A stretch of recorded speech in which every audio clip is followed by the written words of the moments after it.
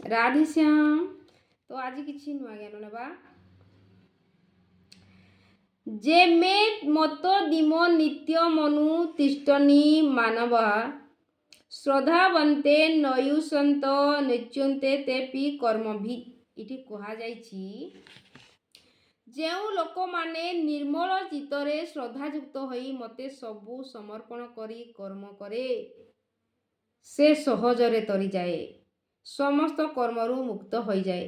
ଭଗବାନ କହିଛନ୍ତି ଯେ ଯେଉଁ ଲୋକମାନେ ନିର୍ମଳ ମନରେ ଶ୍ରଦ୍ଧାଯୁକ୍ତ ହୋଇ କର୍ମ କରି ମୋତେ ସବୁ କର୍ମ ସମର୍ପିତ କରିଦିଏ ସେ ସହଜରେ ତରିଯାଏ, ସମସ୍ତ କର୍ମରୁ ମୁକ୍ତ ହେଇଯାଏ।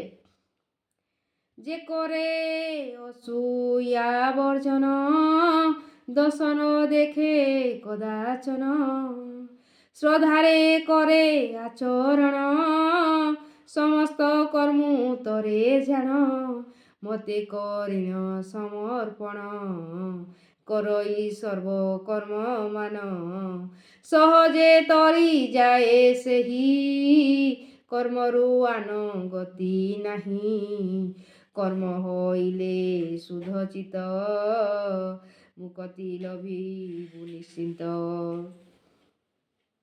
ଭଗବାନ କହୁଛନ୍ତି ଯେ ଯେଉଁ ମନୁଷ୍ୟ ନିର୍ମଳ ଚିତ୍ତରେ ଶ୍ରଦ୍ଧାଯୁକ୍ତ ହୋଇ ମୋତେ ସବୁ କର୍ମକୁ ଅର୍ପଣ କରିଦିଏ, ସମର୍ପି ଦିଏ ତ ସିଏ ସହଜରେ ତରିଯାଏ।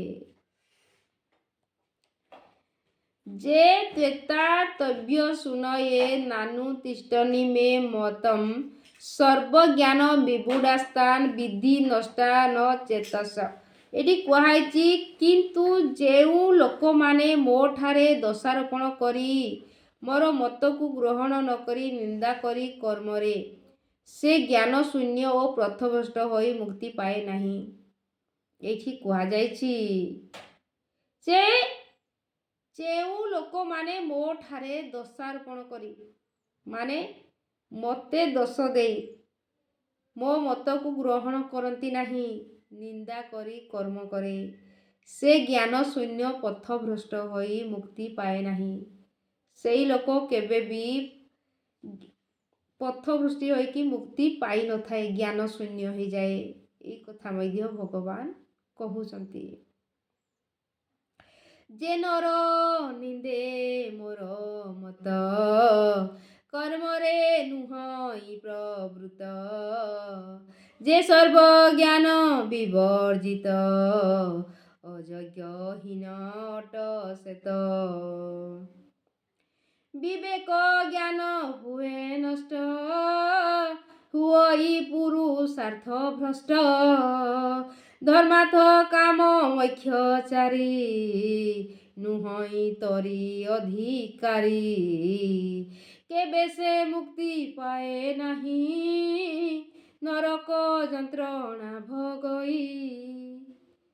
ସେ ଭଗବାନ କହୁଛନ୍ତି ଯେଉଁ ମଣିଷ ମୋତେ ନିନ୍ଦା କରେ ମୁଁ କହୁଥିବା ଜ୍ଞାନକୁ ତାର ଜୀବନରେ ସିଏ କେବେ ବି ପାଳନ କରେ ନାହିଁ ସେଇ ଲୋକ ତା ଜୀବନରେ ଜ୍ଞାନ ଭ୍ରଷ୍ଟ ହୋଇଯାଏ, ପଥଭ୍ରଷ୍ଟ ହୋଇଯାଏ, ମୁକ୍ତି ପାଏ ନାହିଁ, ତାକୁ ନର୍କ ଯନ୍ତ୍ରଣା ମିଳିଥାଏ। ଏ କଥା ଜାଣନ୍ତୁ। ସଦୃଶ ଚେଷ୍ଟତେ ସ୍ୱାସ୍ଥ୍ୟା ପ୍ରକୃତ ଜ୍ଞାନ ବାନପି ପ୍ରକୃତି ଜାନ୍ତି ଭୂତାନି ନିଗ୍ରହ କି କରିଷ୍ୟତି।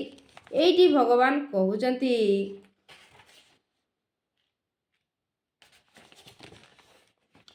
ଯେ ସମସ୍ତ ପ୍ରାଣୀ ପ୍ରକୃତିକୁ ପ୍ରାପ୍ତ ହୁଅନ୍ତି ଅବା ନିଜ ସ୍ୱଭାବ ବଶ ହୋଇ କର୍ମ କରନ୍ତି।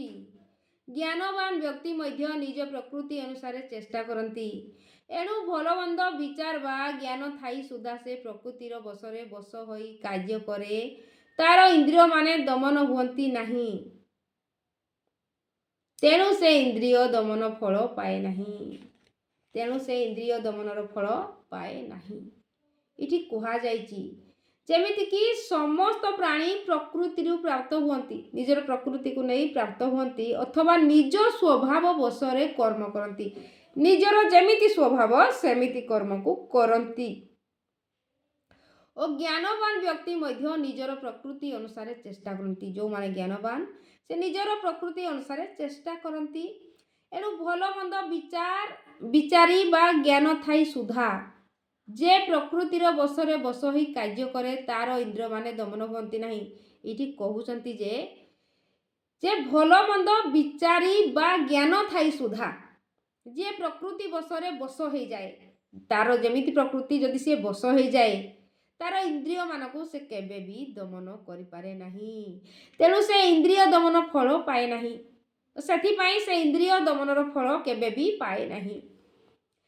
ପ୍ରକୃତି ବଶେ କାର୍ଯ୍ୟ କରେ ଜ୍ଞାନ ଥିଲେ ହିଁ ସୁମରେ ଶାସ୍ତ୍ର ନିଷେଧ ମୋର ବାଣୀ କି କରେ ସେମାନଙ୍କୁ ପୁଣି ରାଜନିୟମ ଭଗ୍ନ ପ୍ରାଣୀ ପ୍ରକୃତି ବସେ ସେ ସଙ୍ଗେ ପୁଣି ରାଜଦଣ୍ଡକୁ ସେ ଭୋଗଇ କି ଲାଭ ତାର ଜ୍ଞାନ ଥାଇ ଯେ ପ୍ରାଣୀ ଭଲ ମନ୍ଦ ଜାଣି ଇନ୍ଦ୍ରିୟ ନିଜ ବସେ ଆଣି ସ୍ୱଭାବ ବସେ କର୍ମେ କର୍ମ କି ଫଳ ଇନ୍ଦ୍ରିୟ ଦମନରେ ବିଧବା ନାରୀ ଅଳଙ୍କାର ଘେନିଲା ପରି ଫଳ ତାର ଏଥକୁ କରିବ ବିଚାର ବୁଝି ବିଚାରି କାର୍ଯ୍ୟ କର।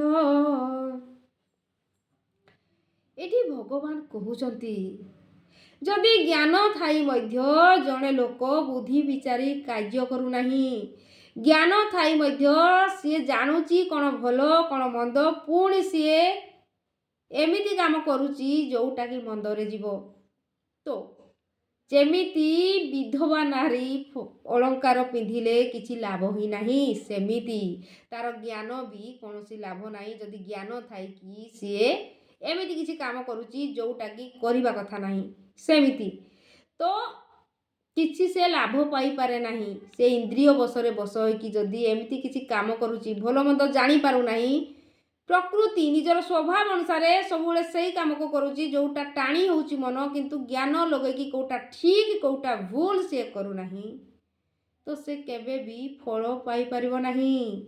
ସେମିତି ଯେମିତି ବିଧବା ନାରୀଟିଏ ଅଳଙ୍କାର ପିନ୍ଧିଲେ କ'ଣ ସାଜିବ କି, ସେମିତି ତାର ଜ୍ଞାନ ଥାଇକି ସବୁବେଳେ ସେ ବିଫଳ ହେଇଯାଏ। ସେଇ ପ୍ରକାର ଭଗବାନ କହୁଛନ୍ତି ଯେ ବୁଦ୍ଧି ବିଚାରି କାମ କର ତ ତାର ଫଳ ନିଶ୍ଚିନ୍ତ ମିଳିବ।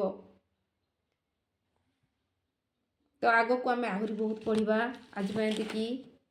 ରାଧେ ଶ୍ୟାମ।